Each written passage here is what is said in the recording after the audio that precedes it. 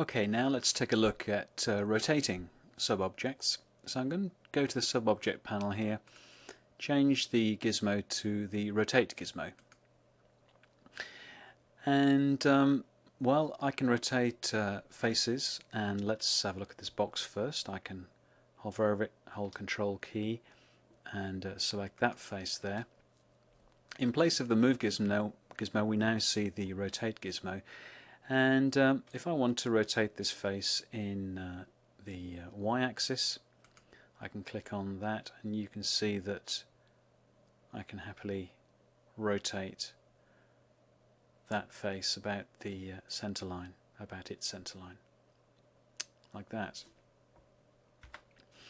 I can also, just hitting escape there to deselect, I can also rotate circular faces.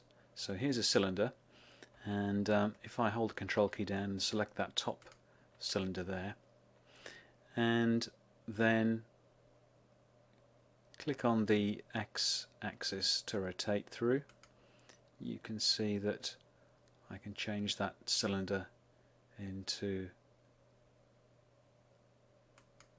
a more complex form like that. Again, if I just escape to deselect and just use the view cube to move around there, you can see the effect that that has had on the cylinder. Okay, so that's the rotation of faces. We can also rotate edges, and so if I change the filter to edge and holding the Control key down, select so let's say this edge here, and rotate that about the x-axis like that, you can see that I can do that also. Now this is slightly different from rotating the face, because although the other edges around that face don't rotate exactly the same, they have to have some rotation just in order to allow that that edge to rotate, and some of the results can be quite peculiar, as you can see. Good idea to do this in a controlled way, otherwise you can end up with some very strange geometry indeed. So that's the rotation of edges, and just escaping there. Now we could have a go or have a look at rotating vertexes, but in fact rotating a vertex makes no difference, of course, because it's just a point, and a point just simply rotates about itself and has no lasting effect on the object to which it's attached. So that's rotate.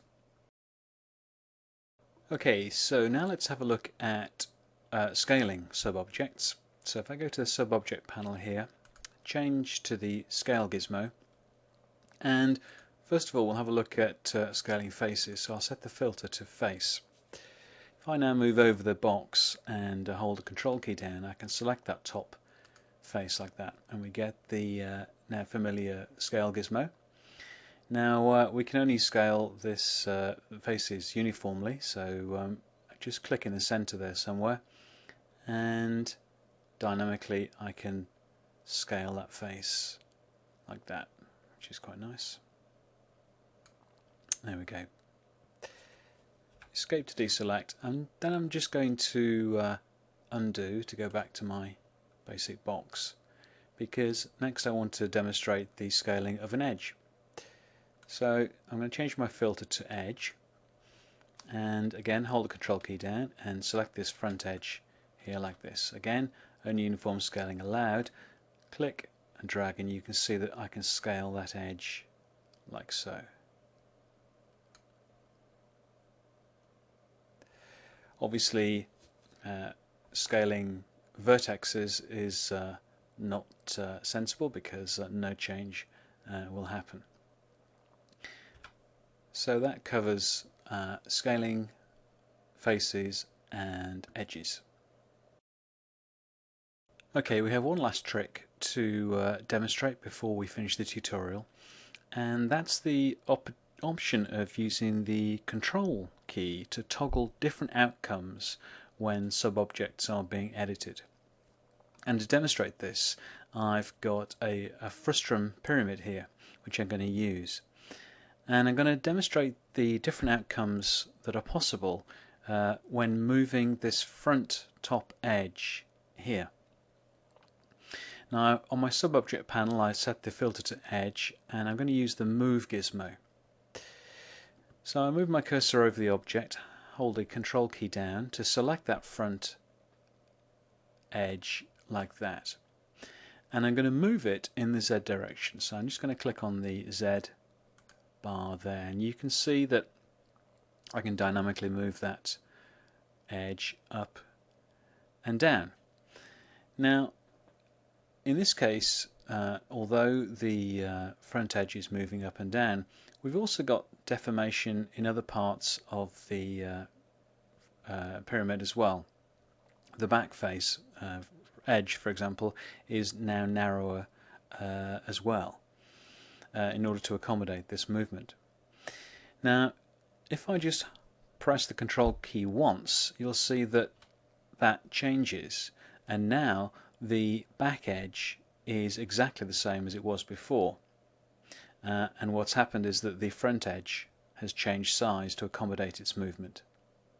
There's a third toggle, and if I toggle again, this causes the top face to remain intact completely, but in order to achieve that, we have to break the face on the left and right hand side. So we get an extra edge in there, and this is known as a crease in the face. And so I can have any one of those three outcomes. So either the integrity of the top face is intact, but we have two creased faces left and right, or control back, I can have changes to the overall object, all faces in fact are changing here, or control to toggle again, I can maintain as much integrity in the overall object as possible, but change the size or width, length of that front edge, the one I'm moving there. Any one of those outcomes is possible, and you just need to continue to cycle through those options by hitting the control key and to decide then which one is the preferred option.